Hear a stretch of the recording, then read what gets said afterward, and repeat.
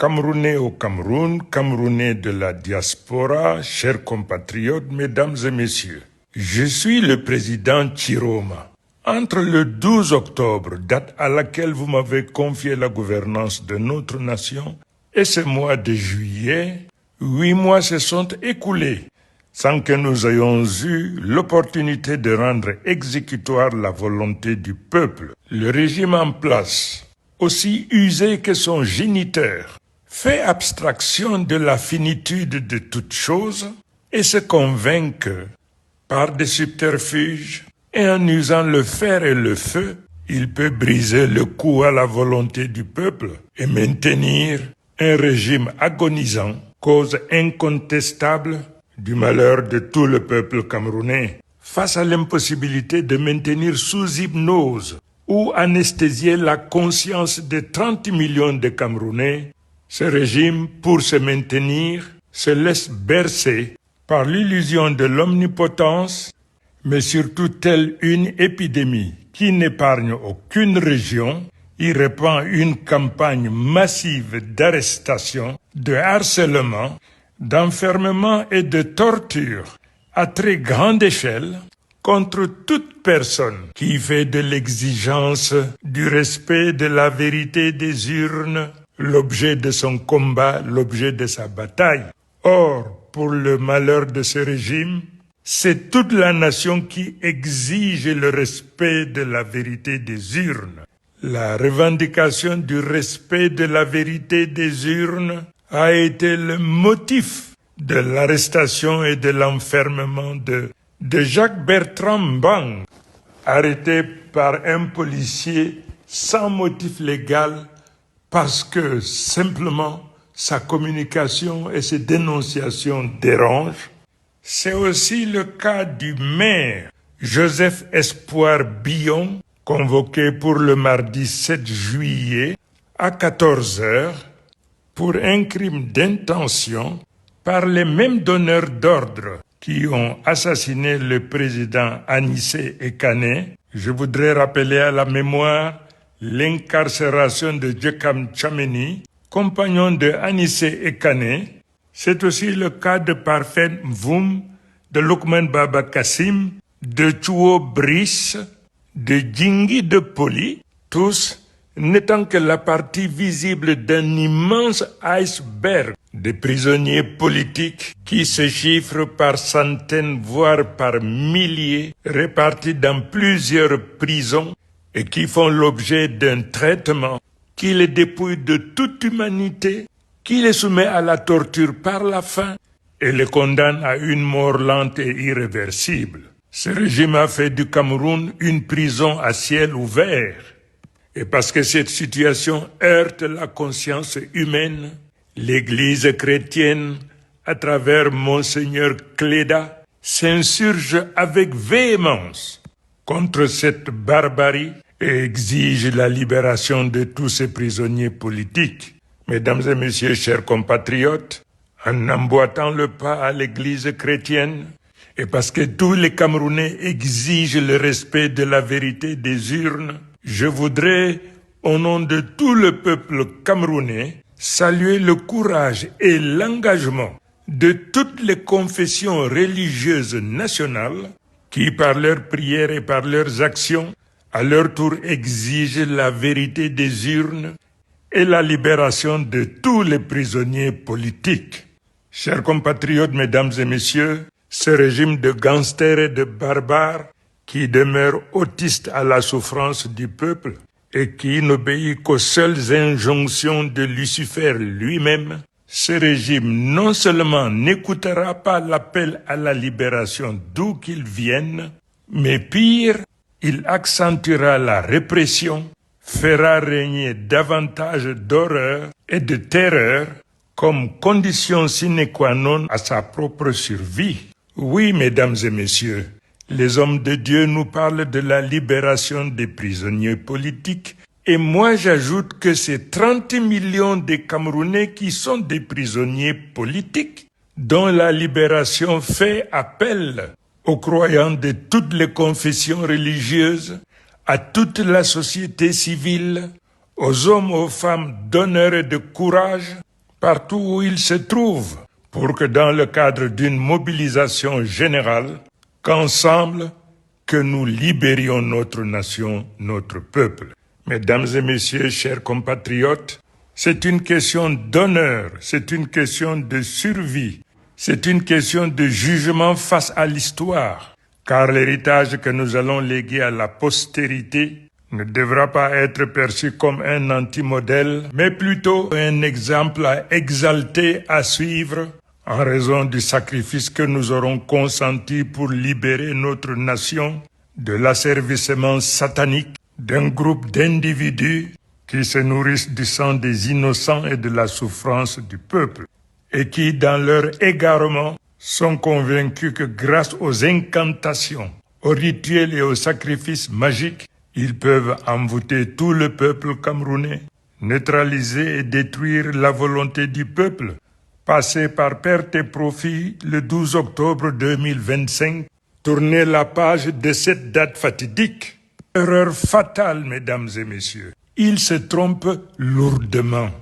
Le peuple camerounais, ce peuple de conquérants et de baroudeurs, résilient dans l'adversité, vent debout et droit dans ses bottes face à l'orage, ce peuple sait que Biya a mis en place un gangstérisme d'État, il a mis en place un régime mafieux dont il est le parrain, et toutes les preuves du pillage de l'or, du gaz et du pétrole, le massacre et le pillage de nos forêts, la vente d'une bonne partie de nos terres aux Européens et aux Asiatiques, le détournement de dizaines de milliers de milliards de francs CFA au profit de sa famille et de ses proches.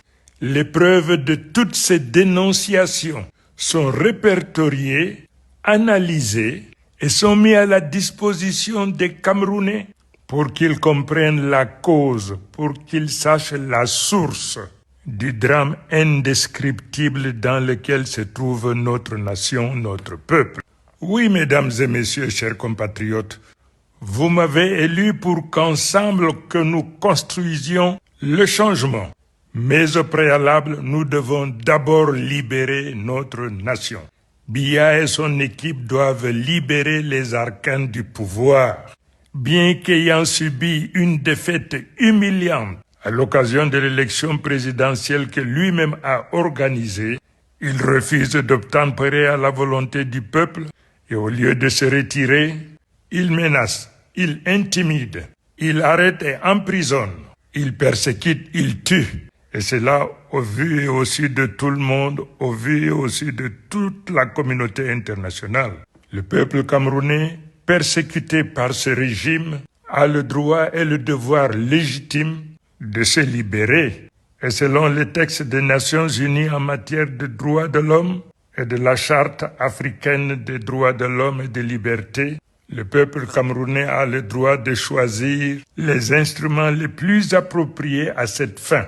Chers compatriotes, mesdames et messieurs, nous sommes 30 millions de Camerounais, ils sont une poignée d'individus. Nous constituons une marée humaine, un tsunami que rien, absolument rien, ne peut résister. Debout, peuple camerounais, debout mes chers compatriotes. Notre force réside dans notre unité. Notre force réside dans la souffrance indescriptible que nous impose le régime de Biya. Du règne des régimes de Biya, nous en avons assez, nous n'en voulons plus, nous n'en pouvons plus. Trop, c'est trop. Ailleurs dans le monde, chers compatriotes, nous avons vu ce que l'unité, la solidarité d'un peuple peut produire. En effet, sous la férule d'une dictature moins cruelle que la nôtre, nous avons vu les peuples du Mali, du Sénégal, du Niger, du Burkina, de Madagascar, de Tunisie et d'Égypte et ailleurs dans le monde, et solidaires avec leurs forces de défense et de sécurité, qui refusent de tirer sur le peuple souverain et maître de son destin, nous avons vu ces peuples se lever comme un seul homme, prendre son destin en main et se libérer de la dictature. Chers compatriotes, mesdames et messieurs, le moment est venu pour nous de prendre rendez-vous avec nous-mêmes, avec notre destin, et faire preuve d'humilité et de courage pour emboîter le pas à nos célèbres devanciers. Oui, le peuple camerounais est prêt pour ce rendez-vous de libération qui implique la participation de la nation entière. Et c'est pour ces raisons que je voudrais m'adresser à une composante très importante de cette nation, à savoir nos forces de défense et de sécurité. Chers compatriotes, mesdames et messieurs en tenue, si hier votre sacrifice servait la cause du peuple, aujourd'hui ce sacrifice sert les intérêts occultes de quelques poignées d'individus qui ont pactisé avec le diable et qui se livrent à une ignominie que la décence interdit de décrire. Réveillez-vous, hommes et femmes en tenue, réveillez-vous, forces de défense et de sécurité. Réveillez-vous, dis-je. Prenez conscience des faits, prenez conscience de la gravité de la situation. Sans que vous le sachiez, désormais vous faites peur au peuple. Le peuple ne vous fait plus confiance parce que vous êtes devenus des remparts, parce que vous êtes devenus des gardiens intraitables du vol, du viol, de la prédation, du massacre de notre économie, de l'immobilisme dans lequel se trouve aujourd'hui notre pays. Aujourd'hui, tout le monde sait que tout va mal, très mal. Tout le monde exige le respect de la vérité des urnes. Mais tout le monde sait également la moindre manifestation qui rappellerait la date du 12 octobre sera violemment réprimée par des forces qui ont cessé de faire allégeance au peuple pour se plier aux exigences des prédateurs. Mesdames et messieurs, hommes en tenue, vous-même, pour m'avoir voté à près de 70%, et que le vote populaire, lui, se situe à près de 72%.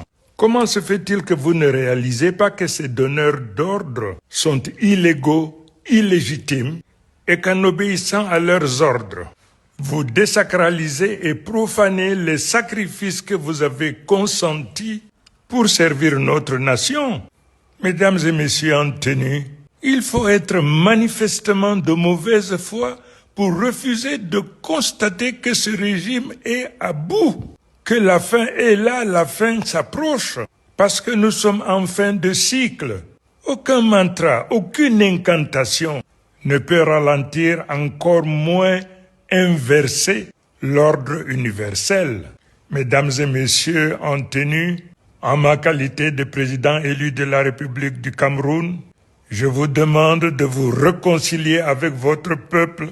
Je vous demande d'être du bon côté de l'histoire. Je vous demande d'être en immersion avec le peuple. Parce qu'à l'instar de ce que d'autres peuples ont fait, demain je sonnerai la mobilisation générale pour que nos forces de défense et de sécurité, en immersion avec le peuple, exaltent les vertus de la démocratie, célèbrent la mystique de la réconciliation et des retrouvailles et posent les premières pierres de la construction du changement.